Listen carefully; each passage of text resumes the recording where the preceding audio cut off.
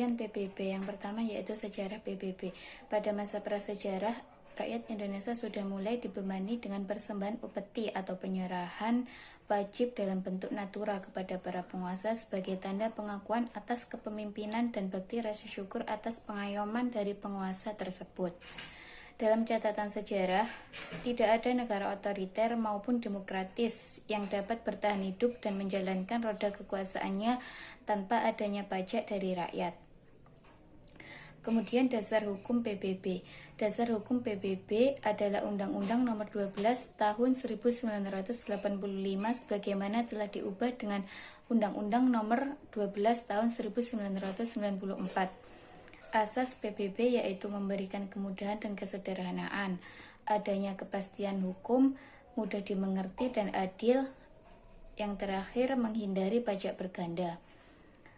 Kemudian definisi PBB. Pajak bumi dan bangunan atau yang disingkat dengan PBB adalah iuran yang dikenakan terhadap orang atau badan yang secara nyata mempunyai hak, memiliki, menguasai, dan memperoleh manfaat dari bumi dan bangunan. Di sini saya akan menjelaskan mengenai subjek pajak, objek pajak, dan tarif pajak. Yang pertama adalah subjek pajak. Siapa yang menjadi subjek pajak?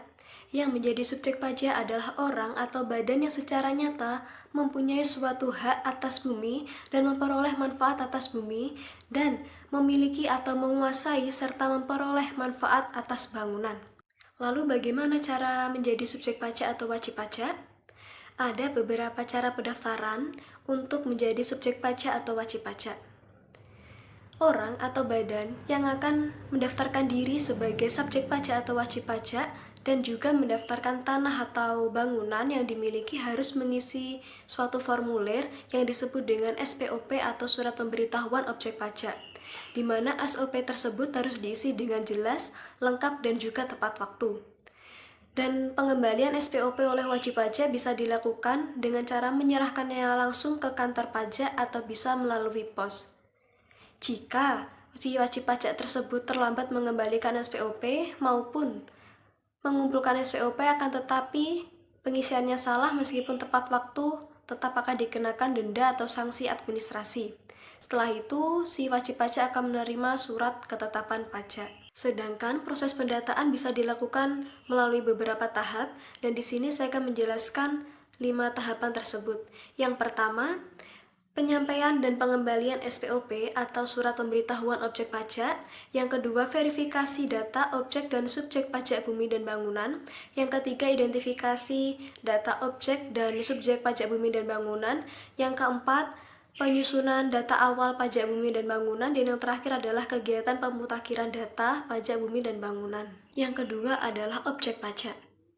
Siapa yang menjadi objek pajak? Yang menjadi objek pajak adalah bumi dan bangunan.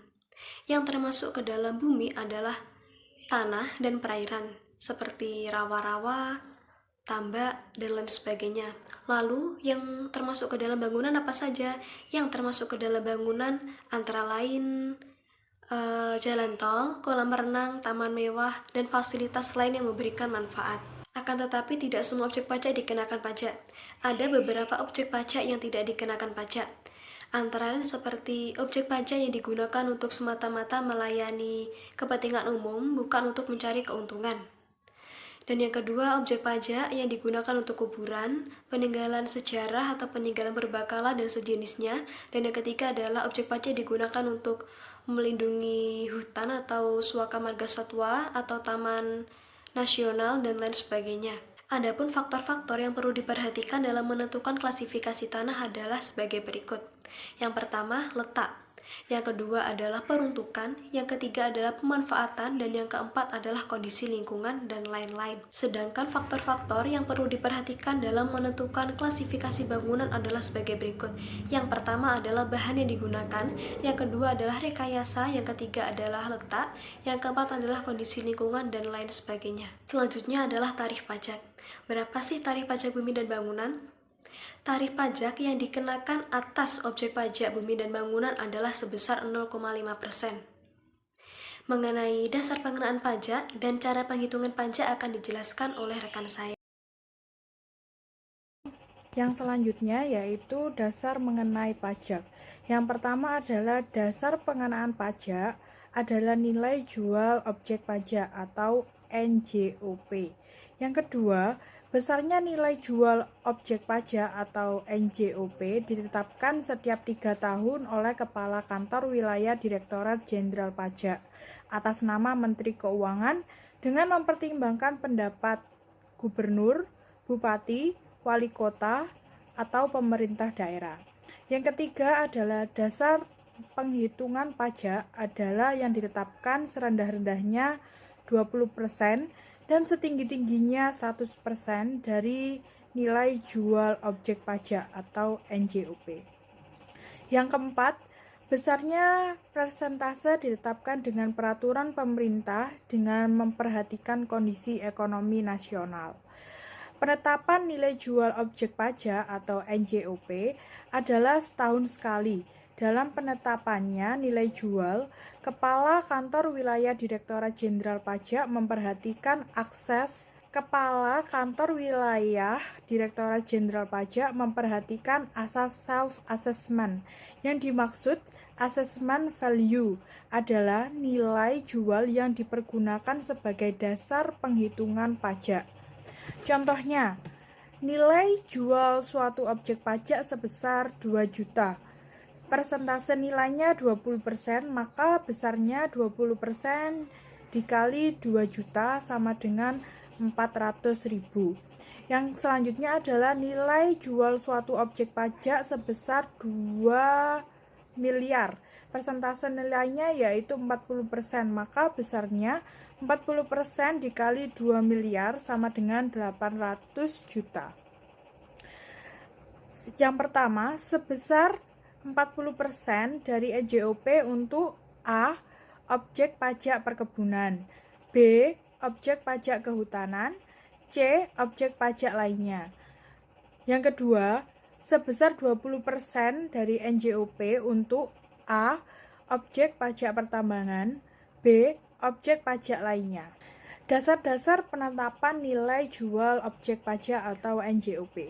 Berdasarkan pengertian NJOP pada pasal 1 angka 3 UU nomor 12/1994 bahwa pengertian nilai-nilai yang disebutkan nilai berbanding harga dengan objek lain sejenis, nilai perolehan baru, dan NJOP pengganti. Di sini harus memperhatikan kondisi wajib pajak serta kondisi perekonomian nasional yang berfluktuasi keadaannya. Memang dalam sistem penetapan NJOP harus banyak diperhatikan adalah distribusi beban pajak pada masyarakat yang harus adil.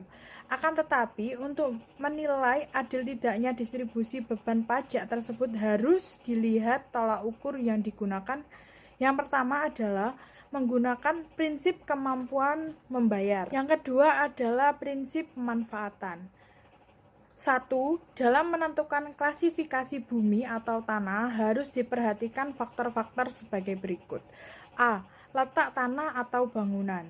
B. Peruntukan tanah atau bangunan. C. Pemanfaatan. D. Kondisi lingkungan. Pada faktor-faktor di atas bisa ditambahkan A. Luas tanah, bumi, dan bangunan. B. Kesuburan atau hasil tanah atau bangunan. C. Adanya irigasi atau tidak, dan lain sebagainya. B. Dalam penentuan klasifikasi bangunan yang harus diperhatikan faktor-faktor sebagai berikut.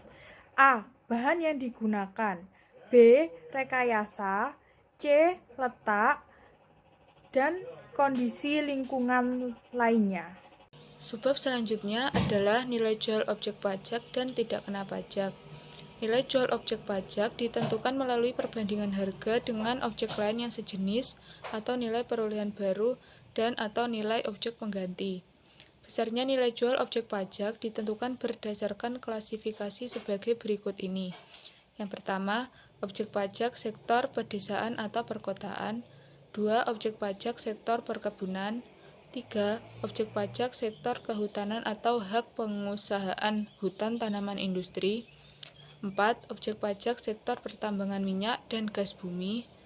5. Objek pajak sektor pertambangan non-migas galian C. 6. Objek pajak yang bersifat khusus. 7. Objek pajak sektor pertambangan energi panas bumi. 8.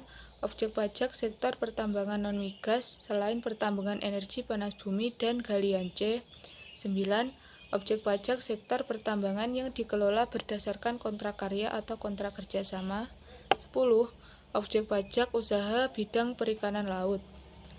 Nilai jual objek kena pajak atau NJKP adalah perkiraan seberapa besar sebuah objek bumi atau bangunan yang bisa dimasukkan ke dalam perhitungan PBB.